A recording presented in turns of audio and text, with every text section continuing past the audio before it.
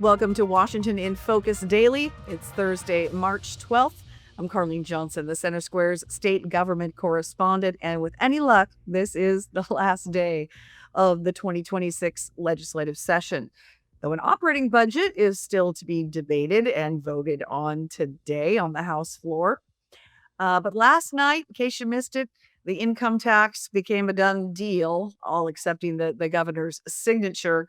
Three Democrats joined all Republicans in opposition. We're going to have some of those floor speeches.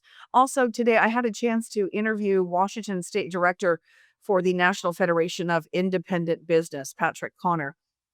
He is very concerned about impacts to their members from the income tax.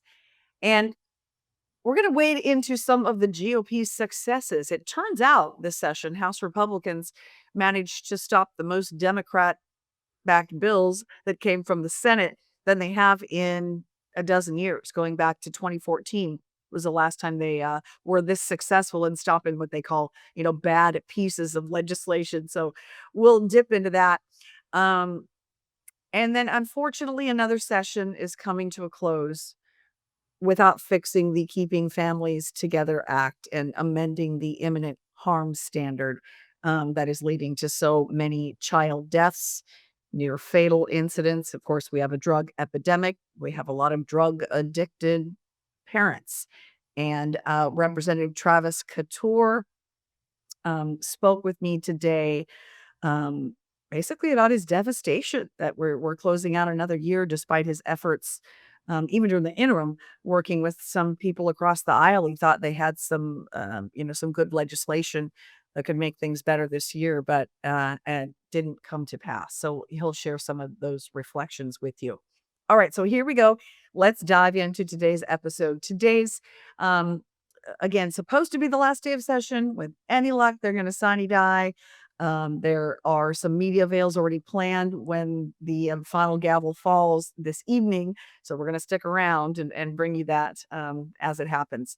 Democrats last night in the state Senate did give final approval to the income tax bill, Senate Bill 6346, to put a nearly 10% tax on income north of $1 million or combined household income above $1 million. So you're not taxed on your income up to $1 million, but anything over that, you're taxed at just shy of 10%. And this is to fund programs, provide tax breaks for lower income families, and also to bolster the general fund.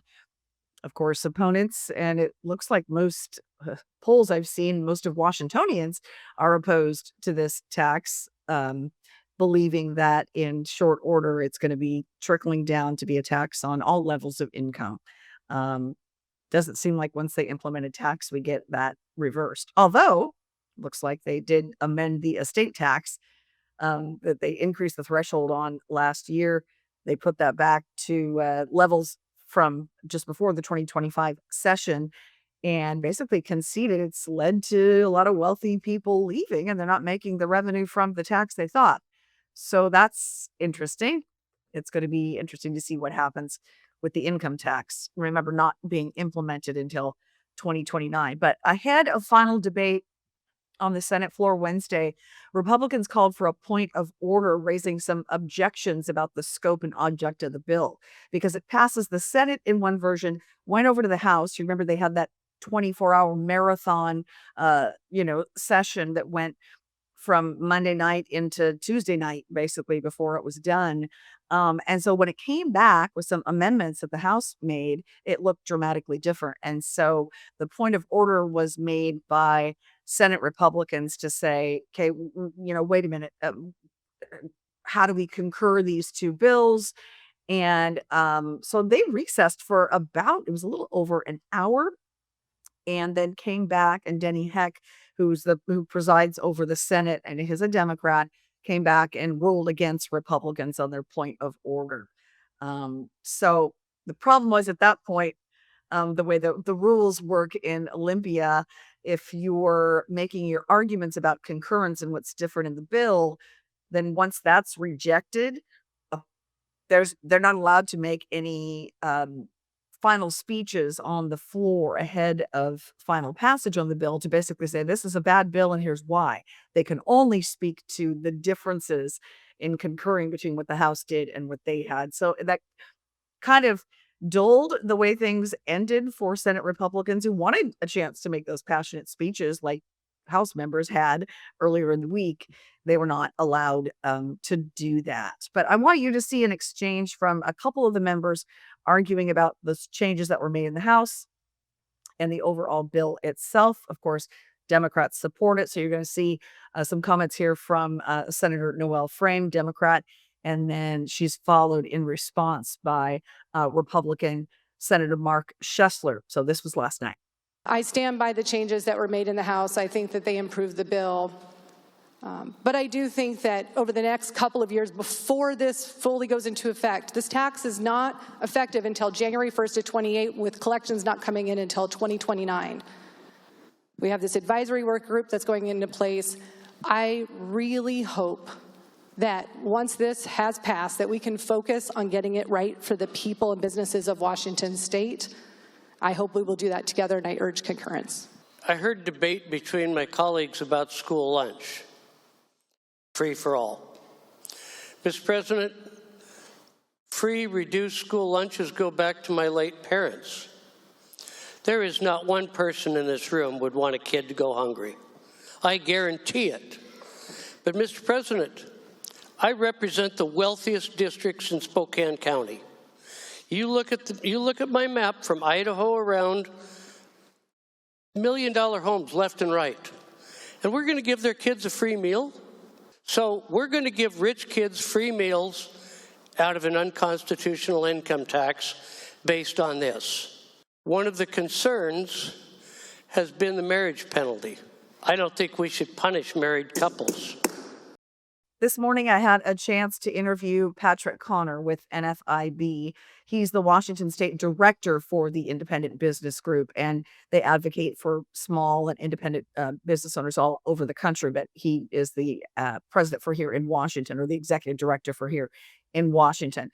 He told me their members are very concerned about impacts from the income tax because though this has been sold by supporters as a tax on just the very wealthy, they should pay their fair share. That's what we've heard over and over again in debate on this bill. But he says people need to know that it's business owners, and not wealthy business owners, but mom and pop shops and people that are just trying to get by that are going to be stuck with this because they're taxed based on gross receipts, not their take-home pay. So here's that explanation from Patrick Connor with NFIB. We're particularly concerned about the millionaire tax because we believe that it targets small business owners, specifically those businesses that are organized as what they call a pass-through entity, meaning that an individual business owner reports their business income as well as losses on their personal income tax form. So sometimes fairly easily, a business could have gross receipts in excess of $1 million. However, those business owners are taking home a salary that is far, far lower than that $1 million threshold. Nonetheless, they'll be subject to the filing and perhaps tax payment requirements of the new millionaire tax. He also explained to me that it's not just that this income tax is it for them. It's kind of the final blow, if you will. It's the cumulative effect of several sessions in a row that have made it, tough for many to stay in business and make a living. Keep in mind, we're talking about the billionaire's tax, and when it comes to small business, it's really a top-off tax because every single dollar that comes in the door to small business is taxed, and it's taxed on the gross, not on the net. So we're paying the business and occupation tax on all of those dollars. And so now with the millionaire tax, if the governor signs it, we're going to be put in a position to where those small business owners who have already been taxed on those dollars have to go through and, based on some somewhat complicated calculations, figure out first their federal adjusted gross income, then figure out their Washington-based tax, and determine if they haven't paid enough taxes already, and then have to pay an additional nearly 10% tax on business earnings potentially above that $1 million threshold, which we think is going to cripple the number of small businesses or encourage them to look elsewhere. So 3 Democrats in the Senate ended up joining all Republicans in opposition, but the bill past the Senate, and then the legal challenges, perhaps citizen initiatives, are likely to be launched in very short order. We're already hearing rumblings of that. So stay tuned for what is next, because this is not, Republicans aren't just going to lay down on this one for certain. Also, during this week's GOP media avail, I got a chance to kind of ask Republicans, as the clock was winding down on this session, if there were some wins, there were some victories. And I got to show you the sheet. This is what they call their battle damage assessment, because it says fewest Senate, this is from the House side, fewest Senate bills passed since 2014. So they count that as a success. So I did ask leadership during the media avail this week about, did you put down some really bad bills? And this is how they responded. I think in the Senate, probably the ag unionization bill was the most important bill we stopped. That bill would have, had an enormous negative impact on the ag sector in our state that's already struggling badly because of bad policy put in place by the Democratic majority over the last few years. So I think broadly for our constituents, that was probably the biggest deal we saw in the state Senate. I do think one exciting thing for Republicans is that for the second session in a row, we took down the new Attorney General's top 2 legislative priorities, a bill to make violation of a permit a felony. We have a slew of bills to let violent offenders like rapists and murderers out of jail early or give them a lower sentence. But at the same time, we want to send blue-collar union workers who accidentally make a mistake on the job to prison. That's pretty unacceptable. For some bizarre reason, that was the Attorney General's top priority this session. Ultimately misguided effort to severely regulate in a pretty unconstitutional way how social media companies organize their feeds and what sort of content they could provide you. That was also one of the Attorney General's top 2 priorities. And for the second year in a row, Republicans were able to negotiate to make sure that did not make it to the floor. There's a bill to slap a 10-cent per bottle tax. There's a bill to put a new tax on sugary beverages. There was a bill to severely limit the number of tires that could be sold in Washington state, which would cause tire prices to rise. A bill that would make groceries more expensive. The list goes on and on, and Republicans were able to kill a lot of those bills that would have made Washington even more expensive. All right. Now, as the session closes out, lawmakers have once again failed to do anything about the imminent harm standard in the Keeping Families Together Act. And a little background, I know we've talked about this a lot on the podcast, but for folks that are just tuning in and maybe aren't familiar, in 2021, the state legislature passed the Keeping Families Together Act. And the idea was, at the time, and even some Republicans agreed, we're making it too easy to, yank kids out of homes if there's, an allegation of, abuse, neglect, that sort of a thing. And at the time it was, okay, so maybe that parent does have a substance abuse problem or some anger problems, but we can get them help, but still leave the kids in the home. So the assertion being it's too disruptive and too difficult for that child to be removed from their parents, even if the parents have some issues they need to work on. So that was kind of the motivation for the bill. Then came the fentanyl crisis. And we have many, many drug addicted parents and far too many children that are dying in homes with drug addicted parents. But we have a very high bar for removal for those kids. So Representative Travis Couture, Republican from Allen, has kind of made this his mission. This is his, I think, 3rd or 4th session in a row where this has been his thing. He spends all the interim, trying to get Democrats to work with him, say, okay, this is the bill we're going to run. This is how we're going to fix it. And he really did try again this year. There were even Democrats that had bills, but ultimately nothing ended up getting passed. And Representative Couture's sense for that is that he knows that once that reaches the floor, there's going to be an incredible amount of debate that exposes the harms that are being done. And we did see some of that in some House floor amendments where some of those child harm reports, child fatality reviews were read on the floor, and they were heartbreaking to listen to. But I did speak with Representative Couture this morning about closing out another session without addressing this tragedy. And he shared that his next effort on this is potentially to get the Trump administration involved. This one is a life and death situation. And on top of that, just a host of other things I don't feel like are protecting kids in this state. It's not protecting children in this state. And a state who can't protect its children, a state that doesn't care about kids, is a state that has lost the moral authority to do anything else, in my opinion. This is a complete travesty, and it's a stain on our institution. And parents have a 14th Amendment right for parental rights, but you know who also has a 14th Amendment right is kids against when they're being abused and neglected and locked into homes. This is a civil rights problem at this point. And last night, I had the opportunity, myself and Representative Penner had the opportunity, and Representative Walsh, I might add, had the opportunity to talk to Pete Serrano, who is one of the U.S. attorneys over in the eastern side of the state, about how do we talk to the Department of Justice at the federal level about looking into the Keeping Families Together Act and potential civil rights abuses that are happening. You can't deny a child their 14th Amendment rights against abuse and neglect in the way in which this state is doing. And so we're not done fighting.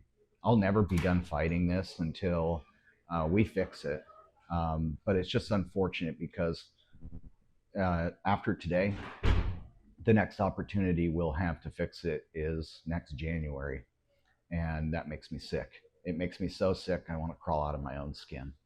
So not to close out this episode on a really, kind of gloomy note, but the Office of Family and Children's Ombuds reported that for 2025, there were 92 children that either died or nearly died in the state of Washington. These are children that have had contact with the Department of Children, Youth, and Families. Their numbers were higher than that were reported by the actual agency. Some of that has to do with the timeliness of reporting. Some of it has to do with how much engagement the agency had with that family or not. So, but according to the Independent Office of the Ombuds, 92 children in 2025. And we're keeping a close eye on things for 2026. And we'll see. Maybe the Trump administration is going to get involved here. And that will be the next way to go. Because if the legislature isn't going to fix this, somebody needs to step in. So thank you for watching today's episode of Washington in Focus Daily. I'm headed back over to the Capitol as we watch the final hours of debate on budgets and any other bills they slide through at the last minute. And then hopefully it's gavel out and sine die. And there's so much to follow up from this session. So we're still going to be bringing you updates, I promise, and talking with lawmakers on a daily basis about their takeaways from the session and what they hope, as they move toward the next one. And remember, it's an election year for a lot of these members. So they're anxious to get the heck out of here because they can't do any fundraising, any campaigning, any electioneering while session's going. So they want to get out of here as bad as anybody else does. So thank you for watching. Have a great day.